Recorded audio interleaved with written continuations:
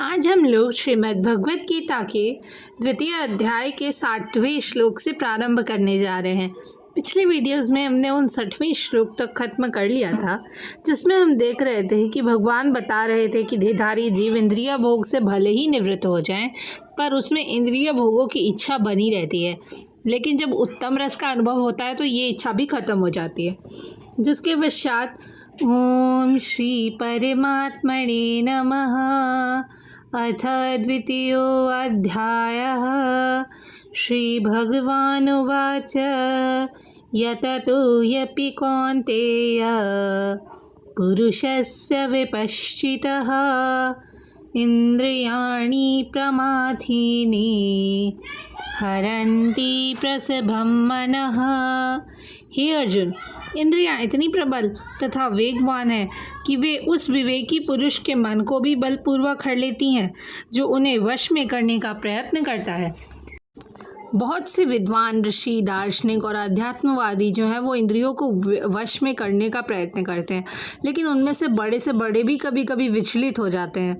यहाँ तक कि विश्वामित्र जैसे महर्षि और पूर्ण योगी को भी मेनका के साथ विषय भोग में प्रवृत्त होना पड़ा, हालांकि वे इंद्रिय निग्रह के लिए कठिन तपस्या तथा योग कर रहे थे। विश्व इतिहास में इसी तरह के अनेक दृष्टांत हैं। इसलिए पूर्णतया कृष्ण भावना भावित हुए बिना मन तथा इंद्रियों को वश में कर पाना अत्यंत कठिन है। मन को कृष्ण में लगाए बिना मनुष्य ऐसे भौतिक कार्यों को बंद नहीं कर सकता। परम साधु और भक्त यामुनाचार्य ने एक व्यवहारिक उदाहरण प्रस्तुत किया है। वे कहते हैं, यदवधि मम चेतः कृष्ण पदारविंदे नव नव रसधामन्योद्यतं रन्तुमासीत् तदवधि बत नारी संगमे स्मर्यमाणे भवति मुख विकारः सुष्ठु निष्ठीवनं च। जब से मेरा मन भगवान श्री कृष्ण के चरणारविंदों में की सेवा में लग गया है और जब से मैं नित्य नव दिव्य रस का अनुभव करता रहा हूँ, तब से स्त्री प्रसंग का विचार आते ही मेरा मन उधर से फिर जाता है और मैं ऐसे विचार पर थू करता हूँ। कृष्ण भावनामृत इतनी दिव्य सुंदर वस्तु है कि इसके प्रभाव से भौतिक भोग स्वतः निरस हो जाता है। ये वैसा ही है जैसे कोई भूखा मनुष्य प्रचुर मात्रा में पुष्टिदायक भोजन करके अपनी भूख मिटा ले।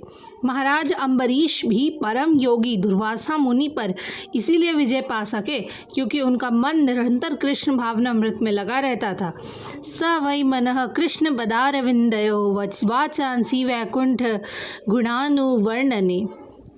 जिसके पश्चात तानि वर्षाणि सर्वाणि संयम्य युक्त आसीत् मत्परः वशे हि यस्य इन्द्रियाणि तस्य प्रज्ञा प्रतिष्ठिता। जो इंद्रियों को पूर्णतया वश में रखते हुए इंद्रिय संयमन करता है और अपनी चेतना को मुझ में स्थिर कर देता है, वह मनुष्य स्थिर बुद्धि कहलाता है। इस श्लोक में बताया गया है कि योग सिद्धि की चरम अनुभूति कृष्ण भावनामृत ही है। जब तक कोई कृष्ण भावना भावित नहीं है, तब तक इंद्रियों को वश में करना संभव नहीं। जैसा कि पहले कहा जा चुका है, दुर्वासा मुनि का झगड़ा महाराज अम्बरीश से हुआ क्योंकि वो गर्भवश महाराज अम्बरीश पर क्रुद्ध हो गए, जिससे अपनी इंद्रियों को रोक नहीं पाए। दूसरी ओर यद्यपि राजा मुनि के समान योगी नहीं थे, लेकिन वो कृष्ण के भक्त थे और उसने मुनि के सारे अन्यास सह लिए, जिससे वो विजयी हुए। राजा अपनी इंद्रियों को वश में कर सके क्योंकि उनमें निम्नलिखित गुण थे जो श्रीमद् भागवत में कहे गए हैं। स वै मनः कृष्ण पदारविंदयोर्वाचांसि वैकुंठ गुणानुवर्णने करौ हरेर मंदिर मार्जनादिषु श्रुतिं चकाराच्युत सत्कथोदये मुकुंदलिंगालय दर्शने दृशौ तद् भृत्यगात्रस्पर्शेन अगसंगमं घ्राणं च तत् पादसरोज सौरभे श्रीमत्तुलस्या रसनां तदर्पिते पादौ हरेः क्षेत्रपदानुसर्पणे शिरो ऋषिकेश पदाभिवंदने कामं च दास्येन तु कामकाम्यया यथोत्तम श्लोक जनाश्रया रतिः। राजा अम्बरीश ने अपना मन भगवान कृष्ण के चरणारविंदों पर स्थित किया था। अपनी वाणी भगवान के धाम की चर्चा में लगा दी, अपने कानों को भगवान की लीलाओं को सुनने में, अपने हाथों को भगवान का मंदिर साफ करने में, अपनी आँखों को भगवान का स्वरूप देखने में, अपने शरीर को भक्ति के रस शरीर का स्पर्श करने में, अपनी नाक को भगवान के चरणारविंदों पर भेंट किए जाने वाले फूलों की गंध सूंघने में, अपनी जीभ को उन्हें अर्पित तुलसी दलों का स्वाद करने में, अपने पाँवों को जहाँ जहाँ भगवान के मंदिर है उन स्थानों की यात्रा करने में, अपने सिर को भगवान को नमस्कार करने में तथा इच्छाओं को भगवान की इच्छाओं को पूरा करने में लगा दिया। और इन गुणों के कारण वे भगवान के मत पर भक्त बनने के योग्य हो गए। इस प्रसंग में मत पर शब्द बहुत ज़्यादा सार्थक है। कोई मत पर किस तरह हो सकता है, इसका वर्णन महाराज अम्बरीश के में जीवन में बताया गया है। मत पर परंपरा के महान विद्वान तथा आचार्य श्रील बलदेव विद्याभूषण का कहना है, मद भक्ति प्रभावेन सर्वेन्द्रिय विजय पूर्विका स्वात्म दृष्टि सुलभेति भाव। इंद्रियों को केवल कृष्ण की भक्ति के बल से वश में किया जा सकता है। कभी कभी अग्नि का भी उदाहरण दिया जाता है। जिस तरह जलती हुई अग्नि कमरे के भीतर की सारी वस्तुओं को जला देती है, उसी प्रकार योगी के हृदय में स्थित भगवान विष्णु सारे महलों को जला देते हैं।